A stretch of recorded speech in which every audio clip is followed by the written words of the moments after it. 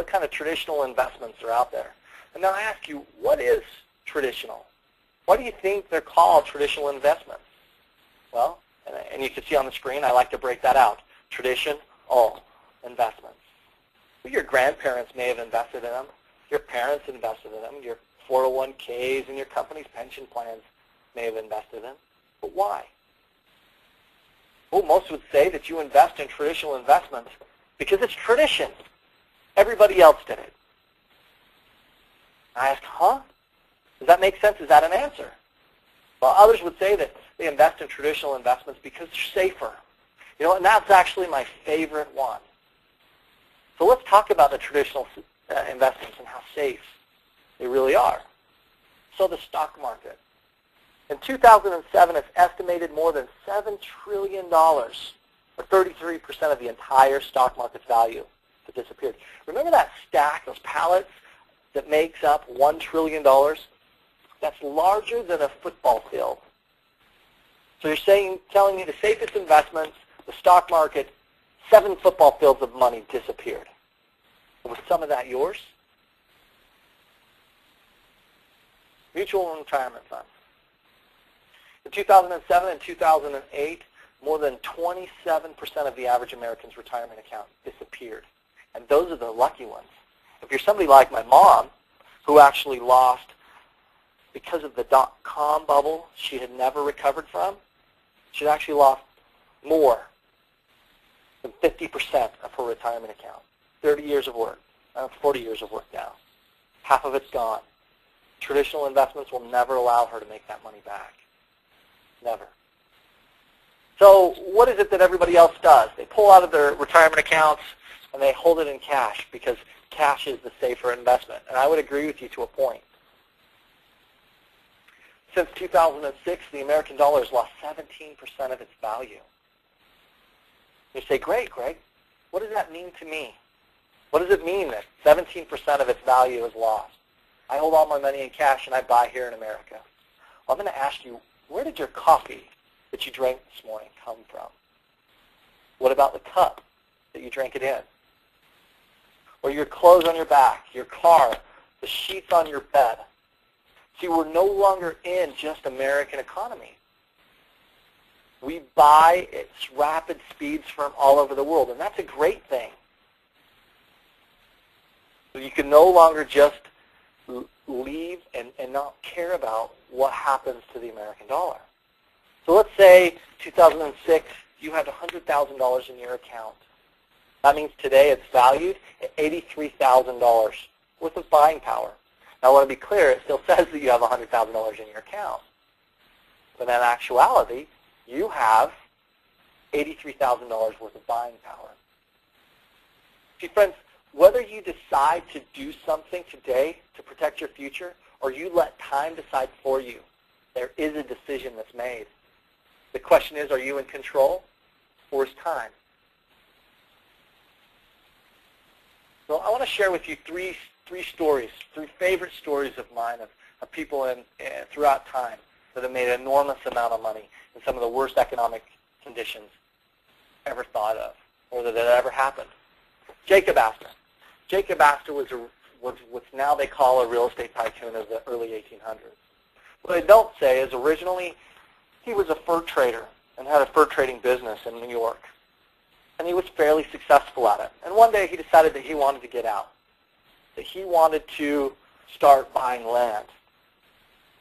Traditionally, everybody told him it was a bad idea because the land that he wanted to buy, not only was it just farmland, it was really poor farmland. So Jacob sold his business, bought his property, and over 200 years later, his descendants are still living in some of the highest penthouses, the largest, most expensive properties in New York City. What was the property that he purchased? Well, we now call it Lower Manhattan. Ford F. French. Ford was a college graduate that during the Great Depression was like everybody else. He couldn't find work, scarcely could find food, was doing whatever he could just to survive. Ford French one day is pacing, and in his mind is saying, who can I go to borrow money from? I don't have resources. Family family funds aren't there, outside resources, banking is irrelevant during the Great Depression. And he thought, you know what? The dean of admissions of my college, Andrew Edison, he has money. So Ford walks 5 miles up to the Capitol building where Mr. Edison had an office. And he sees Mr. Edison walking out of the building. And he walks up and says, excuse me, Mr. Edison, can I borrow $500? $500 during the Great Depression was an enormous amount of money. Mr. Edison looks at him and says, Ford, what is your collateral? Ford looks up and says, only my personal guarantee. Mr. Edison must have been smitten by him because he pulled out his checkbook and he starts to write a check. Ford stops him and says, excuse me, Mr. Edison, could you make $10 of that in cash? Mr. Edison looks at him and he pulls out a 10 spot, writes a check for $490. Ford takes that $10 and he goes to the Savory Hotel in New York. And he buys the most glorious steak dinner, the most expensive meal that he could get in New York at the time. He took the other $490 and he started investing in real estate. He did land transactions, he did some rental transactions. And through that, through the profit margins he was able to make, he became a multi-millionaire. Multi-millionaire during one of the worst or the worst economic recession or depression of our time. Tommy Spinoza during the 1980s, which was for his family restaurant chain. It was a nice restaurant chain. He decided he wanted to leave, and he wanted to do land banking and real estate. And again, as you could imagine, people could be asking, is this the right decision? Your family has a great restaurant business. Why are you doing this? Tommy left. During the 1980s and up to today, he's now done over $800 million worth of real estate transactions, worth of land banking transactions. He's become one of the most successful land banking entrepreneurs during the recession, during that time. Now, if I could ask all of them, if I could sit them down and say, excuse me, guys, could you just tell me or give me the best thing that I could do with my money during a recession? What do you think it would be? I'll tell you what they would say. They would say, buy land because it is the wise investment. Now, American Land Grab, my company, we specialize in buying, perfecting, and selling government tax deed land, government foreclosure and tax deed land. So let me show you what's available in the marketplace right now. Because you're saying, this sounds great, but you're on here for a reason. Show me what we're talking about.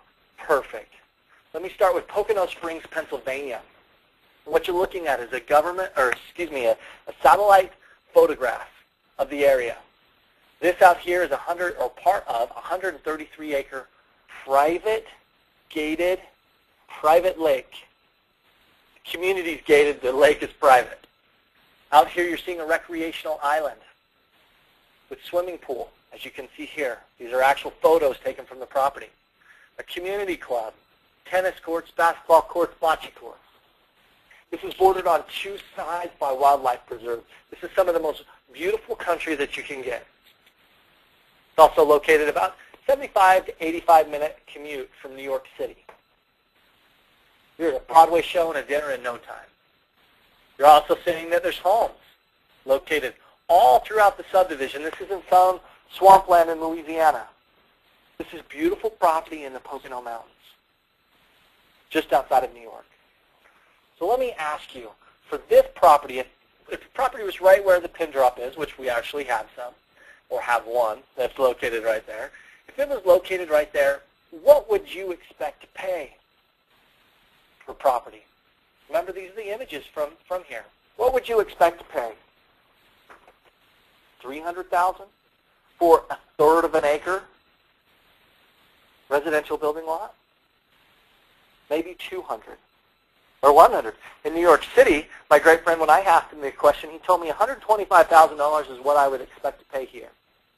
I asked a friend of mine in Southern California, said, okay, 75-minute commute outside of downtown San Diego in a private community, what would you expect to pay? His answer was about $95,000. Well, what if I was to tell you that today you could buy a property like this for $20,000? You'd probably rip out your checkbook and write it on the spot, or go to your local bank and try to get your loan immediately. What if I told you it was $10,000?